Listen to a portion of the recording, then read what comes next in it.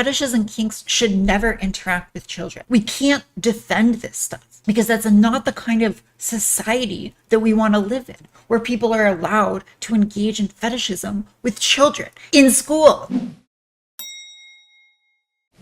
I cannot stand the modern trans community. There are things like this, and I think that they are so indicative of the horrific direction that this community has gone in since I came out. Because when I came out in 2014, there was a sense that to be a woman like actually meant something, that was actually involved aspiring towards something virtuous and meaningful and real. And I think that since then, you've seen this total takeover of what it means to be trans by these like very progressive left-wing people who are unwilling to impose any kind of boundary or gatekeeping on anything, on any concept. And they don't want to hurt anyone's feelings. They don't want to tell people that like, actually, your fetishism does not belong in this community. Actually, what you're doing is not appropriate, that is not a legitimate, valid identity. And that unwillingness to sometimes hurt people's feelings is the ultimate, like the killer of virtue or meaning. Not everyone can live up to the ideal. That's what makes it an ideal. It sets standards.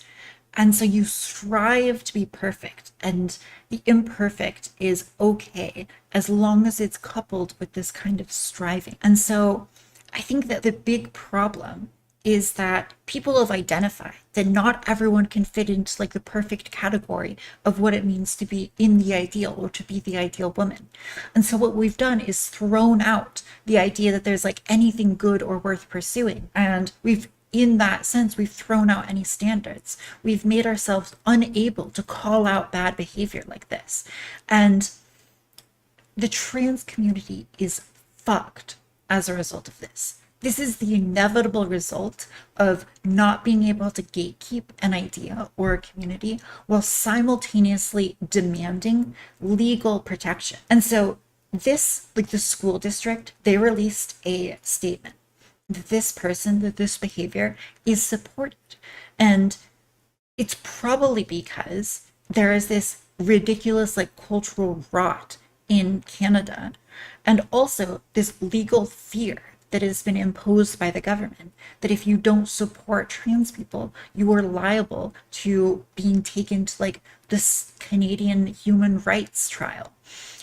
And that is so dangerous because in order to demand respect from other people, that relationship of respect from others is a reciprocal one. It forces you to actually deliver and to actually be worthy of respect. And so when you demand that people treat you well and treat you with rights, the way that you prove yourself worthy of that is by not taking advantage of those rights to impose your disgusting fetish on children. Like, that should be obvious. Rights, they cannot be warped in this way. I think this is really disgusting. Yeah, you have to prove yourself worthy of respect because the person who is not worthy of respect is the person who uses respect to exploit others. And that's what's happening here. This person is using trans identity and the hard-won respect of so many people to impose their fetish on children. And so it's just like, it's a total undermining of everything that it means to be worthy of respect and everything that it means to be trans. And not only that, but like so many people are unwilling to like call these things out. Like I have people in my chat and on Twitter who are like, what's wrong with it? Like, I don't see the problem. And I think it is so indicative of the absolute moral decay that people are unwilling to like call things out. And it destroys like your entire credibility. You're doing the same thing by having tits on Twitch. So like the thing is like these, okay, there's so many problems with this, but like I have boobs, all right, and like I can't get rid of them. I mean, I could wear like a burqa or something, but the very nature of existing on Twitch is that it's optional. Like you don't have to tune in if you want. You you can leave if you're uncomfortable with the environment, or if you don't think that like seeing my boobs like is okay for you. But the problem is that like these children are in public in a space that they have the right to be without being involved in this person's fetish. And so I think that is very different from my Twitch stream where I am dictating like the rules of the Twitch stream and it's totally optional to be here. I mean, also like you can also say like obviously the scale is also different. Like you cannot see my nipples. So the degree to which I'm sexualizing myself is a lot less as well. If someone goes to my Twitter and sees my nipples and penis, they do that because they want to and they understand like the consequences of doing that. Like my Twitter has my OnlyFans in it. It says NSFW at the very top of it. If you don't want to see my penis or you don't want to see my nipples, you don't have to go there.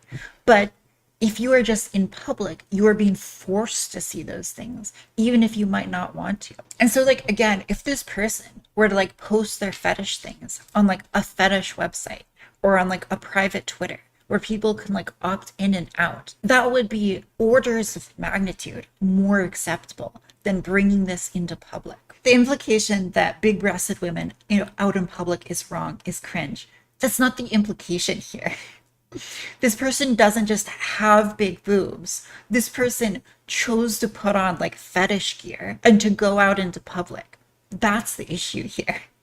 If you just have big boobs, that's like a different order of magnitude more acceptable than putting on fetish gear in order to like sexualize yourself and frankly to involve people in like your own sexual ritual humiliation. And so like I also think that if you are a teacher and you have naturally very large boobs or naturally a very large breast, I still think that you should avoid like sexualizing yourself. I think that you should avoid wearing tight clothing in the same way that I think that like if you're a man with a naturally very large penis, you should avoid wearing skin tight pants, because I don't think that you should sexualize yourself in the kind of environment that is a school that demands a high degree of professionalism, but also a high degree of like seriousness and a clear barrier between your sexuality and the children's sexuality. And so if you are a man with like a very large penis, I think it's also inappropriate to wear tight pants, even if that's naturally your penis in a school setting. Now, it's different if you are just out in public, right? But there's so many aspects of this. Getting a prosthetic, like fetish gear, putting it on,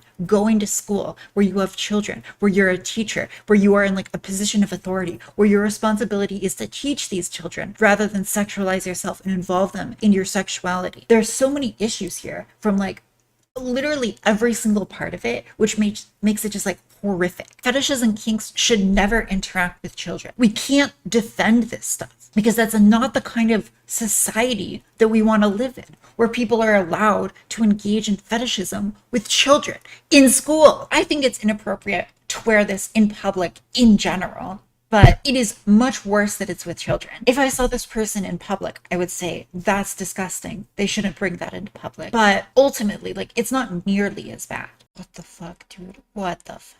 Look at this. Dear Oakville Trafalgar High School families, we are aware of discussion on social media and in the media regarding Oakville Trafalgar High School. We would like to take this opportunity to reiterate to our community that we are committed to establishing and maintaining a safe, caring, inclusive, equitable, and welcoming learning community, welcoming learning and working environment for all students and staff. Like, this is the extent to which the moral leftism, the moral wokeism has prevented people from calling out what should be the most basic thing to call out. Being trans used to actually mean something. It used to actually mean that you had certain qualities about yourself, that your brain had some internal innate direction towards a gender. And it doesn't even mean that anymore. Being trans is just a social movement now. It's a way to justify any kind of behavior and cloak it within the language of civil rights. It's disgusting because this is what happens when we become like pawns of our own existence. The professional activist class takes on transness and uses it, weaponizes it to keep themselves employed. This is what happened because there was this huge fight for gay marriage and it was achieved and people didn't know what to do next. And so naturally, they seized on trans people and they made trans people this object in this war. I think it represents how trans people have like not been able to gatekeep their communities effectively. And I think it represents how the trans movement has just like totally degenerated. The people defend this. I think that trans people need to be able to just say, yep, it's bad. We used to be able to make a distinction between these people and trans people. Okay? That used to be possible. But now, if someone says they're trans, they're trans. And there's no boundaries to them. So we can't say, this is not viable, this is not appropriate trans behavior, this isn't what it means to be trans. And in fact, we now exist in a world, in a reality, where these people can use transness as a shield for their fetishism, where they can say, actually, my ability to do this is protected under the Ontario Human Rights Code. It shouldn't be, because this is not what it means to be trans. To be trans is not to force your sexuality and your fetishism on other people. And that's the problem here. The problem is the conflation of these things, the blurring of any boundary, the fact that no one is willing to restrict what it means to be anything, the fact that there are no gatekeeping anything, because in fact, not everyone can live up to every standard. If we say that to be trans means you have to have dysphoria, then not everyone's going to have dysphoria, and therefore not everyone's going to be allowed to be trans. But people can't handle that. People can't handle being told no. They can't handle the claim that, like, this isn't for everyone. Not everyone fits under this thing.